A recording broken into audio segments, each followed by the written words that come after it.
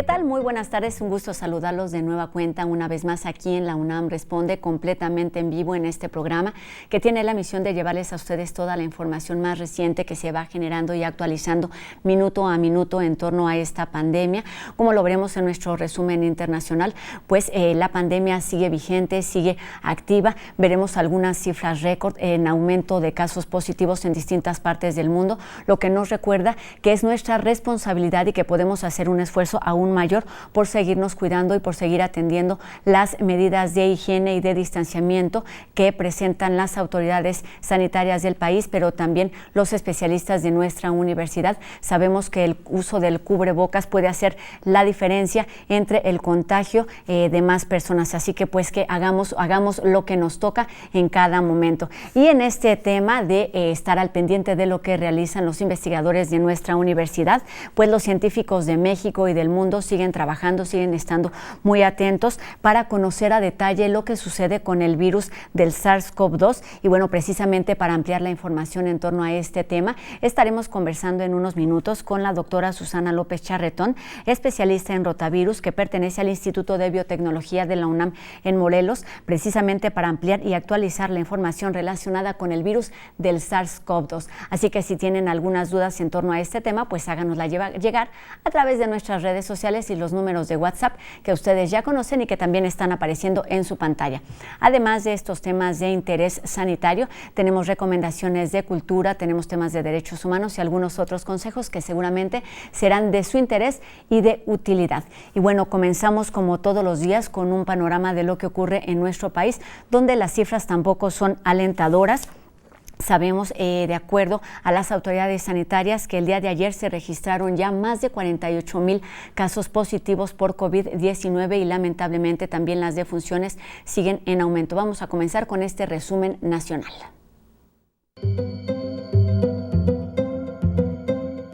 Esta es la hospitalización en la Ciudad de México que se mantiene en crecimiento de manera muy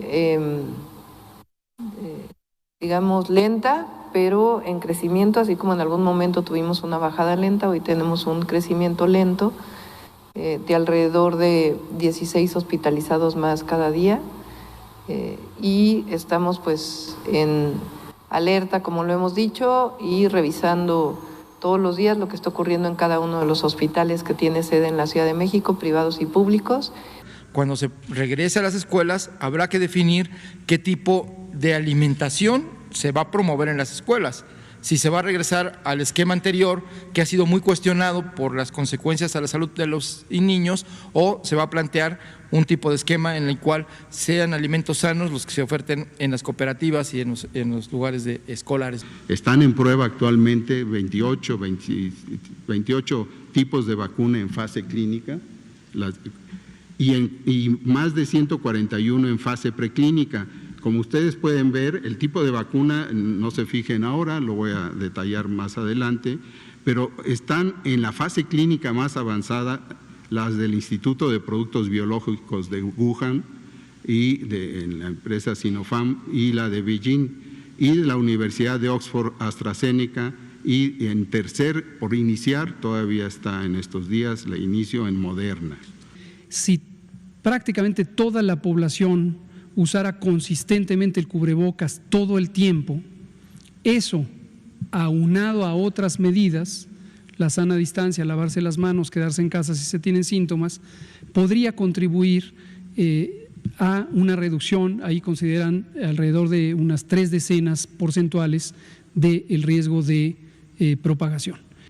Quiero pues celebrar que se aprobó en el Congreso la compra de medicamentos, de vacunas en el extranjero.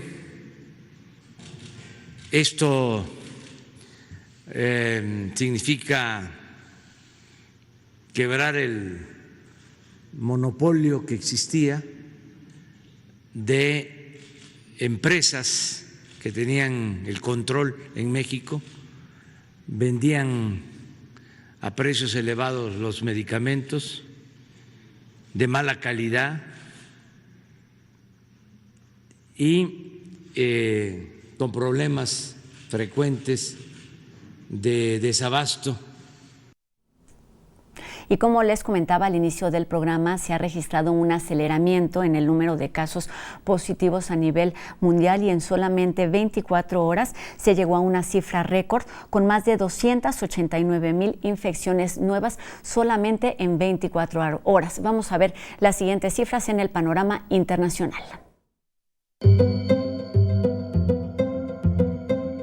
Brasil registró un nuevo récord en el aumento de casos, con 69.074 infecciones en 24 horas y también un número récord de muertes diarias, con 1.595. India reporta 52.123 nuevos casos en las últimas 24 horas, su número más alto de infecciones diarias desde que inició la pandemia. Francia informa 1.392 nuevos casos, el aumento diario más alto en más de un mes. Australia reporta 723 nuevos casos, un número récord de infecciones diarias para el país. Filipinas confirma 3.954 nuevas infecciones, el mayor aumento en un día en el país.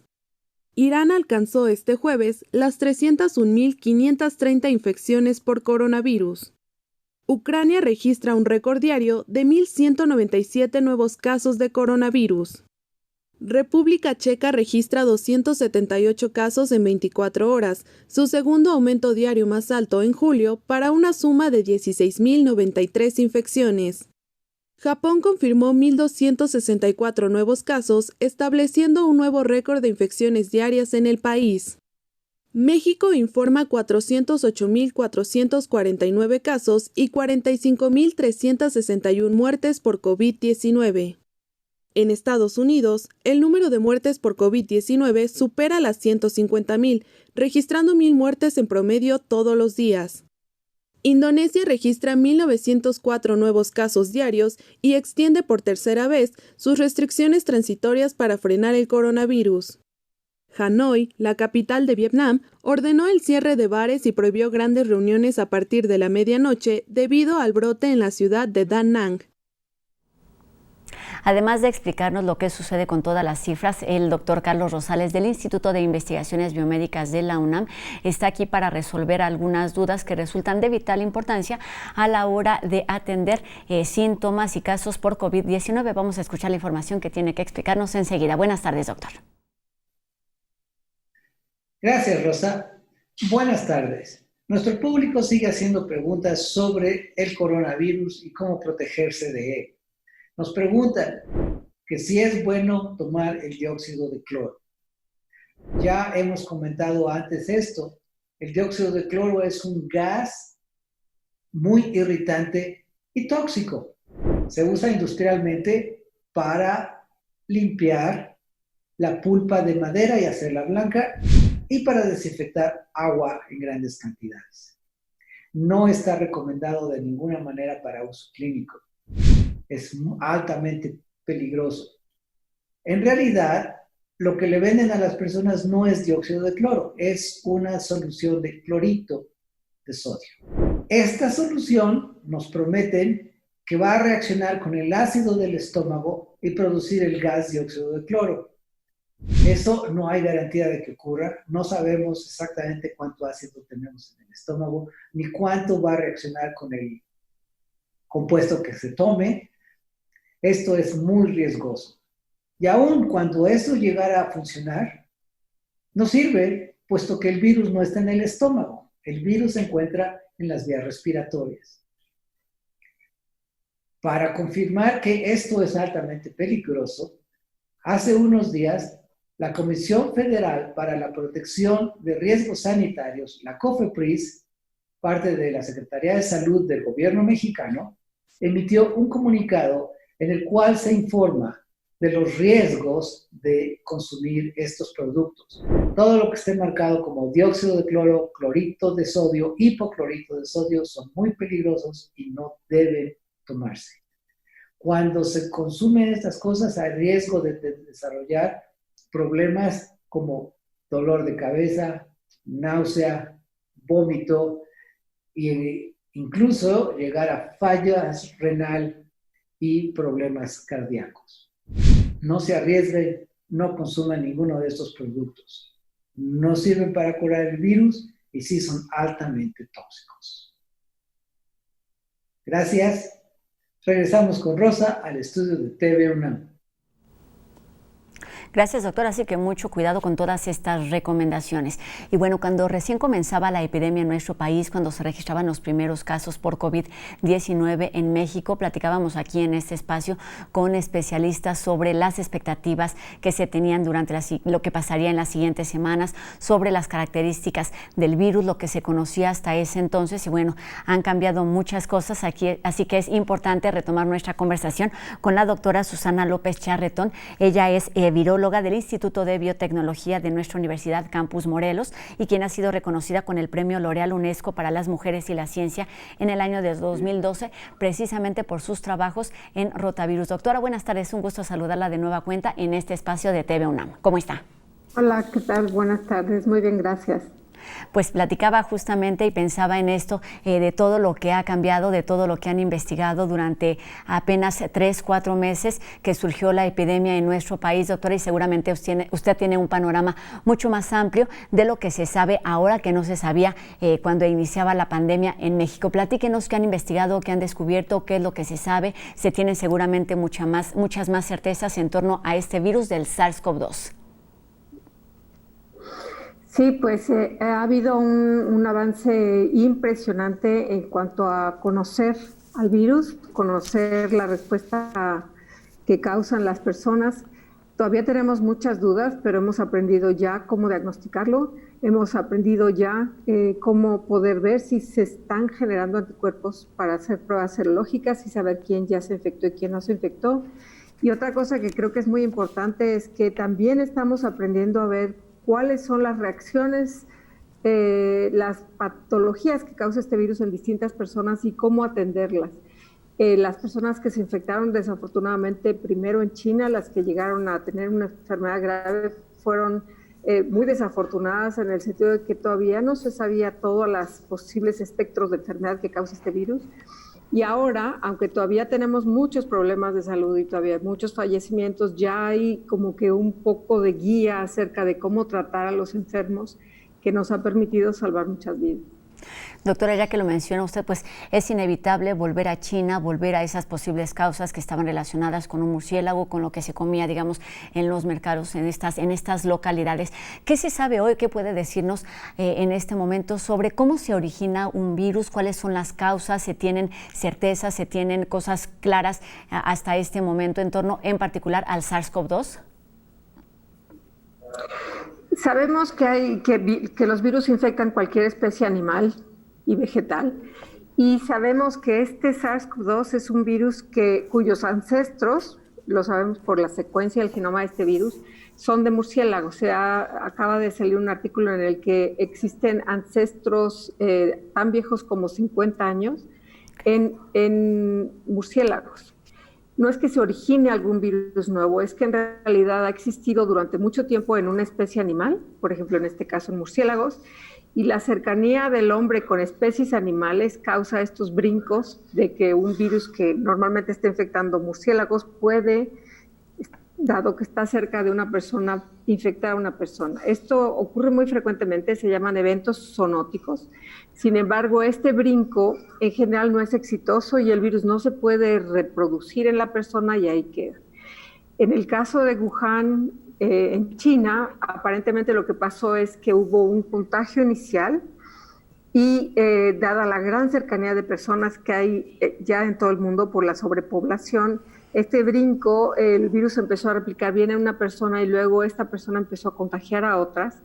Y si bien no sabemos exactamente el origen animal de este virus, no necesariamente fue directamente un murciélago, puede haber sido otro animal intermedio, lo que es claro es que la gran población y la adaptación de este virus permitió que se adaptara muy bien a transmitirse entre persona y persona y finalmente estamos en esta situación. Exactamente, siguen aprendiendo y siguen investigando porque hay teorías que no se han confirmado, pero pues evidentemente tampoco se han descartado. Doctora, ahorita que pensaba en todo esto que ha desatado el virus, me preguntaba todos los virus están ahí constantemente, se generan, es digamos una constante tanto en los seres vivos, ya sean animales, plantas o humanos. ¿Qué es lo que hace que un virus ponga en alerta al mundo? ¿Qué es lo que un virus hace que estén los científicos, digamos, de todo el mundo al pendiente de ellos?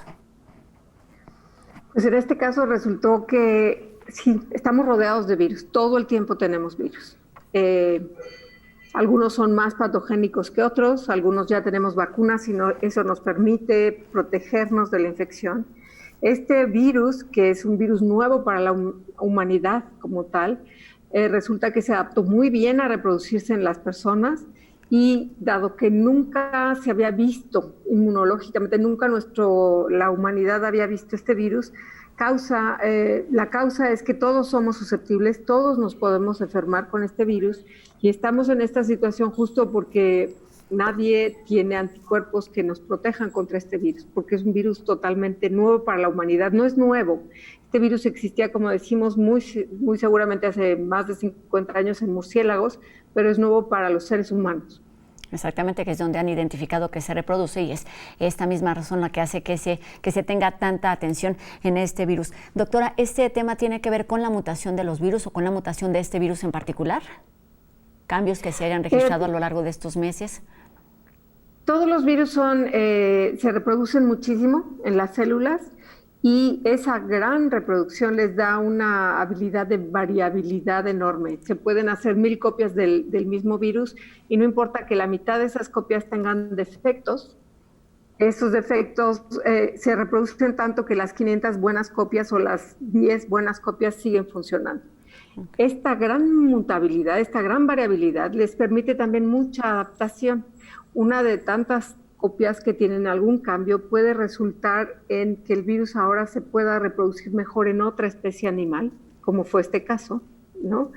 Y esa adaptabilidad le permite ser seleccionado ahora en la especie humana. No es exagerada la tasa de mutabilidad que tiene este virus. Este virus, de hecho, tiene una baja tasa de mutabilidad comparada con otras, por ejemplo, con el virus del HIV, que nos representa un problema tremendo por su gran variabilidad, o como el virus de influenza, que también puede variar muchísimo. Este virus varía moderadamente, sin embargo, se adaptó muy bien y, como decimos, no tenemos ninguna protección inmunológica contra este virus, por eso tenemos estos problemas en el momento. Vamos a ir hablando de cada uno de estos temas y me gustaría retomar lo que nos mencionaba al principio de la entrevista con referencia a lo importante que es saber cómo funciona este virus para tener pruebas de diagnóstico. ¿En qué consisten estas pruebas? ¿Qué es lo que se sabe? Sabemos que hay por lo menos 2 pruebas en nuestro país que se están aplicando, pero ¿por qué es importante conocerlo para entonces tener pruebas de diagnóstico que permitan identificar el virus en las personas? Tenemos las pruebas diagnósticas en las que a través de una muestra con un hisopo nasal o en la garganta podemos aislar un poco de virus y ahí probar por pruebas moleculares, que les llamamos PCR, la presencia del genoma del virus. Esa es la manera de diagnosticar la presencia del virus. Estas las llamamos las pruebas de PCR, son las pruebas que se hacen en todas partes y las que nos permiten decir quién tiene el virus o no. Hay otro tipo de pruebas que son las pruebas inmunológicas, que lo que utilizan es la propiedad del virus. Una vez que nos infecta, nuestro organismo produce anticuerpos contra el virus. Esos anticuerpos son, digamos, como moldes que se adaptan al virus, de cierta manera, y entonces cuando yo le tomo una muestra de sangre a cualquier persona que ya se infectó, puedo ver si tiene este antimolde del virus, si tiene este anticuerpo contra el virus, y eso quiere decir que ya su sistema inmune lo reconoció y ahora está preparado para una siguiente invasión, digamos, del virus. Esas son pruebas inmunológicas y me pueden decir que yo ya me enfermé, no me pueden decir que estoy enferma. O sea, para diagnosticar la presencia del virus se usan las pruebas moleculares de PCR y las pruebas serológicas lo que nos pueden decir es que hemos pasado ya por una infección del virus. Doctora, escuchándola, creo que viene muy al caso preguntar cuál es la relación entre anticuerpos e inmunidad. Hay varios tipos de inmunidad. Tenemos la inmunidad, esta inmunidad que se llama inmunidad humoral, que nuestro sistema inmune prepara anticuerpos que andan circulando en sangre y cuando ven a un organismo extraño, una cosa extraña, la atacan. Esas son moléculas que se llaman anticuerpos que están en nuestra circulación en la sangre. Pero hay otro tipo de inmunidad, que es la inmunidad celular. Tenemos células del sistema inmune que se llaman células T y células B, que tienen también que ver con la defensa, y eso es lo que estamos viendo ahora, que varias de las defensas que el cuerpo monta contra este virus no solo son anticuerpos, sino que también son células T que producen una serie de sustancias que hacen que estas células ataquen a las células infectadas, básicamente. Cuando hay una respuesta exagerada de este tipo de inmunidad, de la inmunidad celular, es que empezamos a ver algunos de los problemas que estamos viendo ahora con el SARS-CoV-2. Esta guerra de citocinas que estamos viendo, que es una de las, de las consecuencias de la enfermedad, es justamente una respuesta exagerada a nuestras células inmunes que está ahora casi que atacándonos. Doctora, escuchando esto, me parece que hemos hablado aquí también de la importancia de la investigación, esto en comparación con otros rotavirus. Este no es nuevo, como ya nos decía, en el ser humano, pero hay otros rotavirus que se han estudiado. Usted es especialista en este tema. ¿Cuáles son las características, las cualidades de este nuevo virus, de la investigación en que se están investigando actualmente? ¿Hablamos de rotavirus o sí, de SARS-CoV-2? No, pensando en los rotavirus en los que usted es especialista, mi pregunta es si hay algunas características o cualidades que sean muy particulares que signifiquen un área de investigación. Justamente es un buen ejemplo hablar de otro virus, porque este virus, los rotavirus se descubrieron en 1976. Y todavía, apenas hace 10 años que se empezó a utilizar una vacuna contra este virus que causa una enfermedad de gastroenteritis muy severa en niños menores de 2 años. Antes de la vacuna causaba cerca de 500,000 de muertes al año en niños menores de 2 años. Apenas hace 10 años, 30 años después de descubrir el virus, se pudo hacer una vacuna. Para que midamos las fuerzas de lo que estamos hablando ahora. Ahora se ha acelerado muchísimo, ya estamos en el desarrollo de los primeros prototipos de vacunas.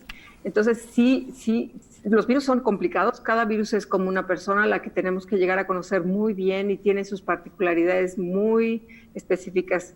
Estudiar un virus no quiere decir saber de todos los virus, cada virus es realmente particular.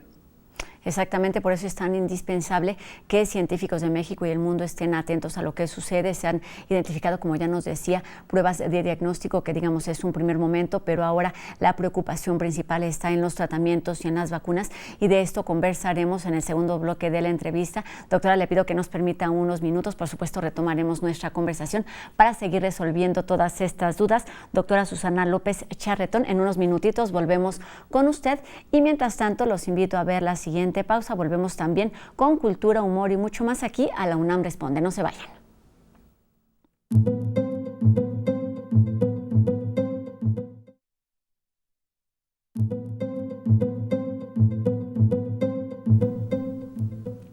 Y comenzamos este segundo bloque con la reflexión de Jacobo Dayan, quien nos habla sobre la difícil situación que están atravesando todas aquellas personas que están pidiendo asilo o refugio en cualquier parte del mundo, ya que son víctimas de distintos tipos de abuso. Escuchemos.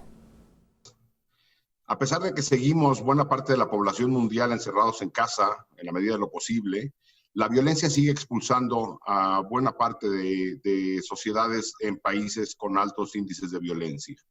Y los países de recepción no están respondiendo a las obligaciones internacionales. Y la pandemia no puede ser una excusa para encarcelar a refugiados y a solicitantes de asilo.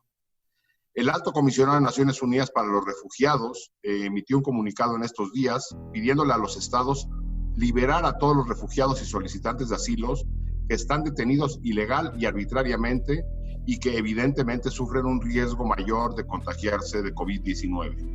Los refugiados que huyen de la guerra y la persecución no deben ser castigados o criminalizados al ejercer el derecho humano fundamental a solicitar asilo y huir de la violencia. Las medidas para hacer frente a la pandemia no justifican que se les detenga cuando llegan a un país. Estas medidas van en contra de obligaciones internacionales de garantizar el refugio y también de la contención del virus. Algunas naciones están utilizando la pandemia como justificación para recurrir a medidas cada vez más regresivas, incluida la criminalización del refugio y el hacinamiento de estas personas y sin acceso a la salud. Es evidente que los estados tienen que tomar medidas contra la pandemia, pero estas medidas temporales que los estados deben de tomar con los recién llegados, como son las cuarentenas o las restricciones de movilidad por la pandemia, no deben de justificar la retención arbitraria e ilegal.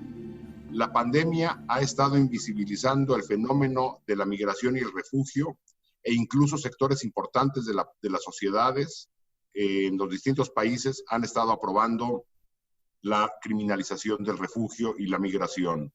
Tenemos que tener mucho cuidado con esto. Buenas tardes. Y están muy atentos a lo que sucede no solo en México, sino en distintas partes del mundo. Y como todas las tardes, saludamos a Anel, quien nos tiene distintas recomendaciones. Una de ellas es Corriente Alterna, un portal de periodismo universitario. Escuchemos. Hola, yo soy Anel Pérez y esto es Cultura UNAM en Casa.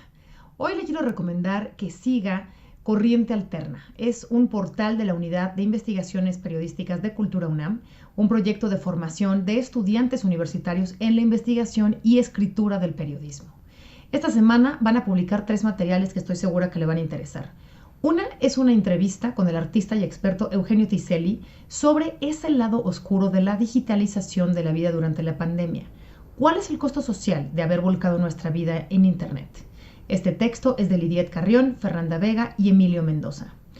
Aranza Flores, por su parte, es una estudiante de Ciencias Políticas, publicará este viernes 31 una crónica sobre el apagón de la colonia Infonavit Iztacalco y una breve rebelión popular para exigirle a la Comisión Federal de Electricidad que lo reparara.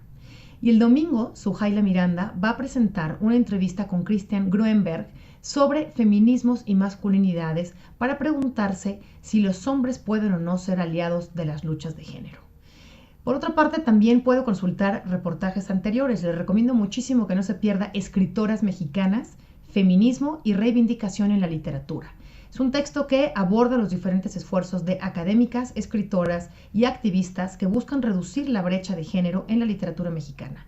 Mapas interactivos, reedición de novelas olvidadas por el canon y redes de sororidad virtual como algunas de las herramientas para darle vuelta a décadas de opresión por un sistema machista. Y aquí en TV UNAM creo que no se debería de perder Ciencia y Tecnología 4%, Universo CERN. Este es un documental sobre el Centro Europeo para la Investigación Nuclear, eso es CERN, o Laboratorio Europeo de Física de Partículas, que está ubicado en Ginebra, Suiza, y ahí se desarrolla uno de los proyectos científicos más ambiciosos de la historia. Se trata de el acelerador de partículas LHC, Large Hadron Collider, el más grande del mundo. Así que este es un imperdible. Hoy a las 7:30 de la noche nosotros volvemos allá con Rosa en el estudio de La UNAM Responde y yo lo veo mañana con más recomendaciones. Cuídese mucho. Y aquí seguimos tomando nota para estar muy atentos a lo que ocurre con Cultura UNAM en Casa. Y ahora vamos a conocer exactamente lo que significan los coronamemes a través del humor del equipo de No Memes de TV UNAM. La risa, la verdad es que nos quita los tensos, el enojo. Por eso vamos a ver esta dosis con el humor de los memes del día.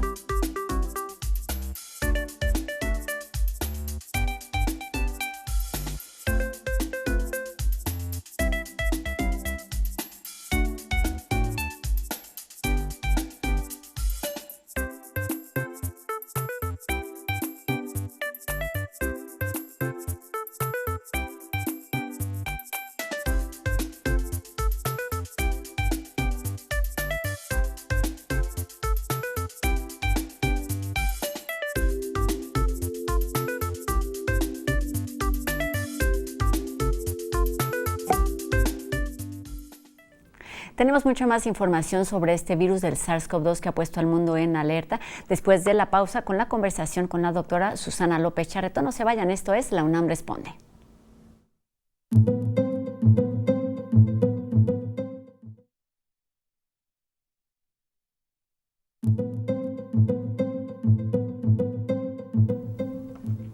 Ya estamos de regreso y seguimos con la voz de la doctora Guadalupe Valencia, coordinadora de Humanidades de nuestra universidad, que nos presenta una reflexión sobre lo que sucederá cuando la pandemia termine y se abran las puertas. Cuando se abran las puertas. La reflexión de Humanidades UNAM sobre el futuro. Soy Guadalupe Valencia García, coordinadora de Humanidades en este momento e investigadora del Centro de Investigaciones Interdisciplinarias en Ciencias y Humanidades. Y me pregunto, junto con muchos de ustedes, ¿qué pasará cuando se abran las puertas? Y pienso en la propia metáfora de la puerta. Es una metáfora afortunada porque en efecto estamos en el encierro, en encierros más o menos rigurosos, drásticos, más o menos cómodos o incómodos o imposibles, porque no hay en dónde guardarse. Pero saldremos del encierro real, posible o soñado, y se dice que vamos a regresar a la normalidad, a una nueva normalidad, lo cual suena contradictorio, es una forma de expresión, pero creemos que vamos a regresar a la normalidad que dejamos en el pasado, pero vamos a regresar al futuro. A diferencia del puente que une lo separado, la puerta separa y une, nos permite salir y entrar, cerrando la puerta o dejándola abierta, o tal vez entrecerrándola apenas. Tal vez abramos las puertas y no las cerremos porque saldremos afuera y querremos ver el panorama y regresar rápido si lo vemos peligroso. Las podemos dejar entreabiertas, o tal vez abriremos apenas una rendija para asomarnos y luego poco a poco haremos salidas cortas y rápidas primero, largas y detenidas más tarde. Si regresamos al futuro, podemos pensar en un futuro difícil, en el cual las contradicciones, crisis y problemas se agravaron, se han agravado, o en otro, en el cual una vez que tocamos fondo, nos podremos reinventar. Estoy segura de que cuando se abran las puertas, la realidad será difícil, porque las consecuencias del encierro serán largas y dolorosas. Pero ojalá también existan posibilidades y potencias desde el encierro. Quiero pensar en nuestra propia comunidad UNAM e imagino que si algo nos ha brindado el encierro, además de un malestar temporal, una pesadumbre del tiempo, una desazón que va y viene, también nos ha dado la posibilidad de pensar juntos, en separado, en articulación, haciendo eco y resonando pensamientos sobre el futuro, sobre los futuros que vienen, de un tiempo que no acabamos de entender, pero vislumbramos algunas potencias de futuro. Potencias de una nueva otredad, ya no como el reconocimiento del otro. Debemos cambiar la concepción por otra mejor, que diga con Machado: el ojo que ves no es ojo porque tú lo veas, es ojo porque te ve, y reconstruirnos en una nueva otredad que sea de responsabilidad compartida, porque vamos a salir, eso sí estamos seguros, a cuidarnos los unos a los otros y a cuidar a nuestro planeta. No debemos olvidar que el virus no se originó en Wuhan, sino que se originó en el momento en el que la Tierra, la naturaleza, respondió al abuso humano, al abuso antropogénico. Otra forma de renovar nuestra percepción y nuestra concepción de la otredad viene de la idea de Hinkelhammer, quien afirma: solo soy si tú eres yo soy.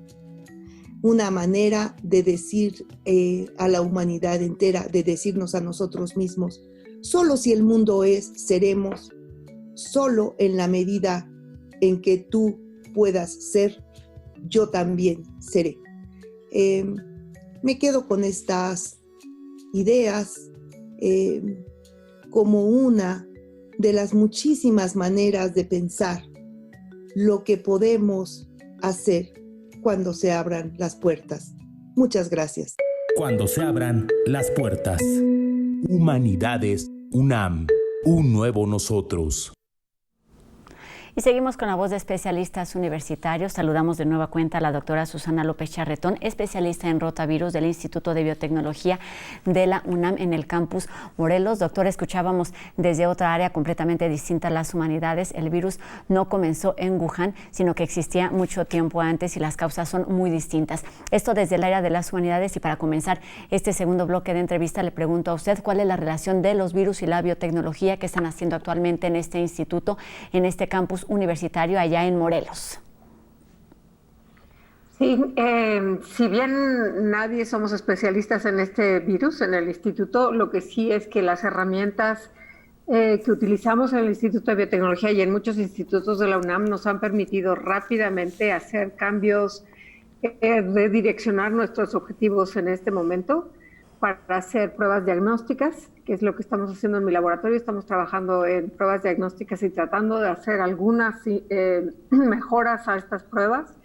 También se están haciendo pruebas serológicas. Hay 2 laboratorios que estamos también tratando de hacer pruebas serológicas para que sean accesibles rápidamente. La otra cosa es que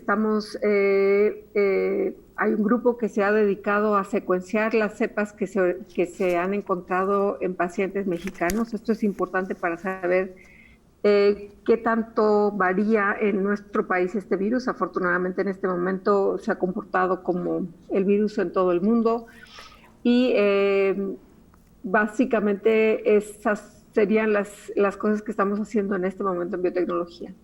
Doctora, ¿cuáles son los beneficios de, digamos, llegar tarde a esta pandemia?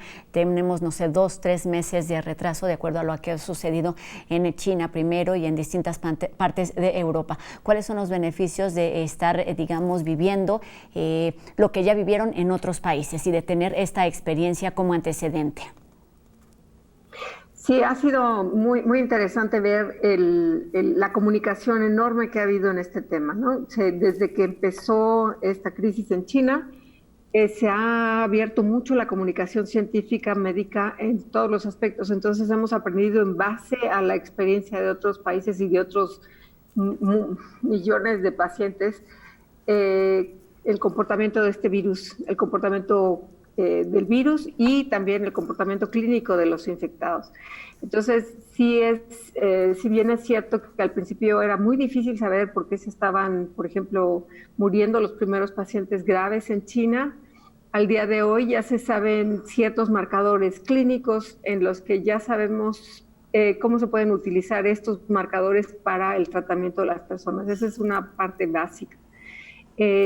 Por ejemplo, antes no se sabía por qué estaba habiendo se morían tanto con problemas de coagulación y ahora sabemos que es muy importante mantener anticoagulado al paciente grave. Por ejemplo, eso no se sabía al principio y eso ha salvado muchísimas vidas. También, desafortunadamente, hemos aprendido muchas cosas que no sirven. Hay muchos tratamientos que se han intentado, digamos, en varios pacientes antes de que llegara a México y sabemos que esos tratamientos no es necesario probarlos porque ya sabemos que no funcionan.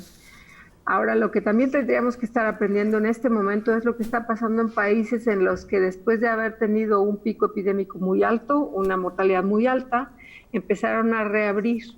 Esas lecciones las tenemos que aprender ahorita, ¿no? Estamos viendo que hay países como China o como Australia que pasaron por un pico epidémico y después empezó la calma y ahora desafortunadamente están volviendo a tener picos epidémicos.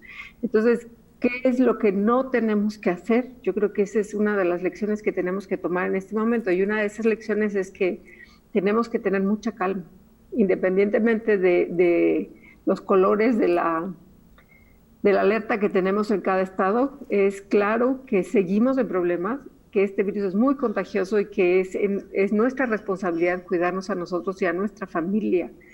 en cuanto a los contagios. Estos picos epidemiológicos que menciona, doctora, sabemos, lo hemos mencionado incluso al principio del programa, hoy fue un día, digamos, complicado en cuanto a estas cifras que están siendo muy altas en distintas partes del mundo. En México las cifras continúan altas. ¿Cuándo o por qué se puede hablar o no de los llamados rebrotes? Un rebrote es cuando ya bajamos, digamos, un pico epidémico, ¿no? Cuando ya empezó una bajada del número de personas enfermas y fallecidas, notablemente, digamos, que estamos subiendo una montaña y ya vamos hacia abajo y empezamos a volver a subir, eso le llamaríamos un rebrote. Yo quisiera pensar que todavía no estamos ni siquiera en la punta de lo que va a ser el pico epidémico en nuestro país y si bien ha habido cambios en los colores de los semáforos de distintos estados, esto nos ha demostrado que no hay que precipitarnos porque las personas oyen que ya estamos en anaranjado y se libera totalmente el cuidado y eso nos lleva a 2 semanas después volver a estar en problemas muy serios y eso es lo que estamos viendo en los números que vemos diario. Doctora, pensando, resulta quizá un poco complicado entender porque tenemos, digamos, desde marzo, abril esperando justo este pico. Actualmente hay más de 48,000 casos activos en nuestro país, más de 45,000 defunciones. Son cifras que pueden ser evidentemente preocupantes, pero la escuchamos decir que no estamos en este pico. ¿Qué esperar? Esto está relacionado con el número de cifras, con el momento en donde haya más contagios. ¿Qué es lo que seguiría en este tema? Pues es que desafortunadamente para que tengamos digamos que ya una situación de calma se han calculado que tenemos que tener aproximadamente el 70% de las personas ya infectadas.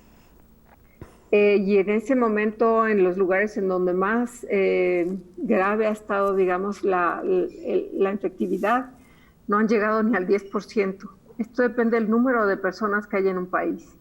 Nosotros somos arriba de 120 millones de personas. Entonces, pues el pico, lo que queremos hacer es que el pico sea lento para que haya lugar, para que se pueda atender a todas aquellas personas que están graves.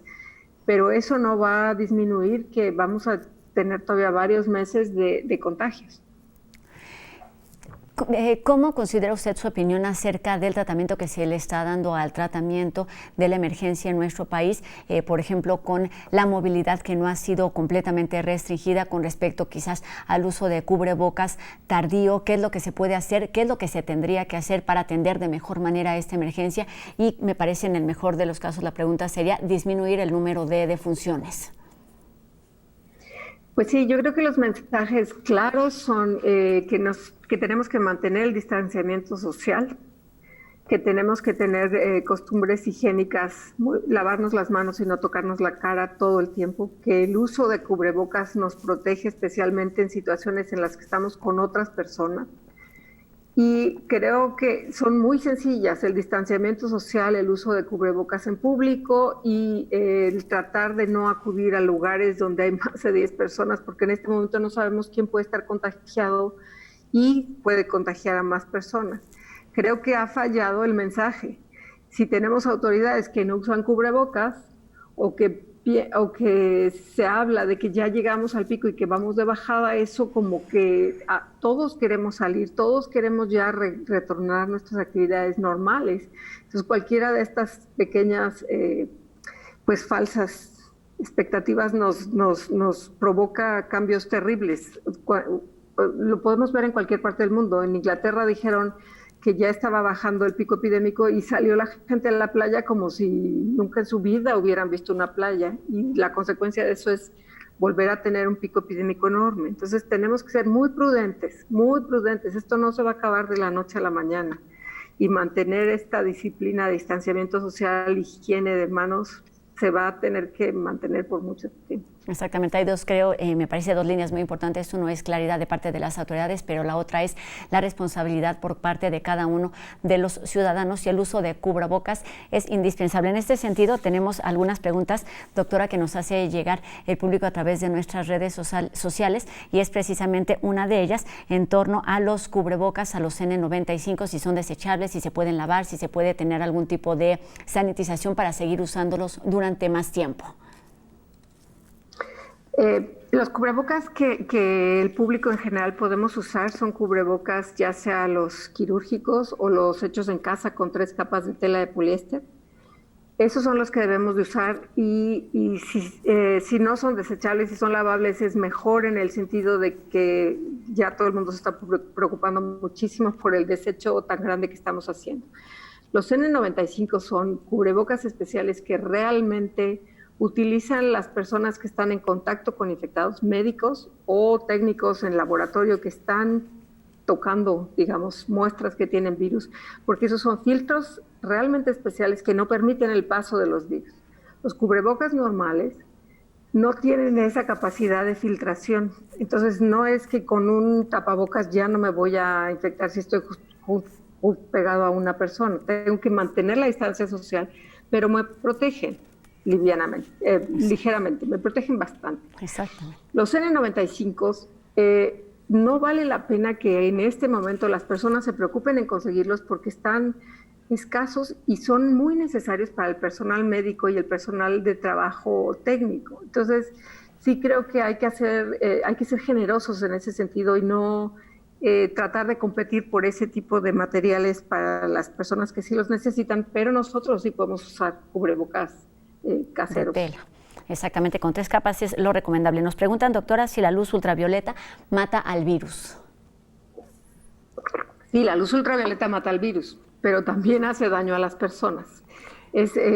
Son cosas muy diferentes. Uno puede esterilizar un lugar de trabajo con luz ultravioleta, que sabemos que tuvo el virus, pero ponerme yo debajo de la luz ultravioleta no me sirve de nada. Eso me causa a mí daños también muy graves. La luz ultravioleta normalmente es uno de los causantes de cáncer en piel. Okay. Entonces se recomienda para los lugares, no para las personas. Nos preguntan aquí, y nos lo mencionaba hace un ratito, de estos tratamientos múltiples que se han probado en distintos pacientes para acabar con el virus. Y tenemos una pregunta en particular del público que dice, fui positivo por COVID-19, ¿se recomienda tomar algún tipo de tratamiento aunque sea asintomático? Lo único que recomiendan los médicos es paracetamol, que es antipirético, baja la temperatura y disminuye un poco el dolor. Si no aumentan los síntomas, si no hay mayores malestares, uno lo puede pasar con paracetamol en la casa.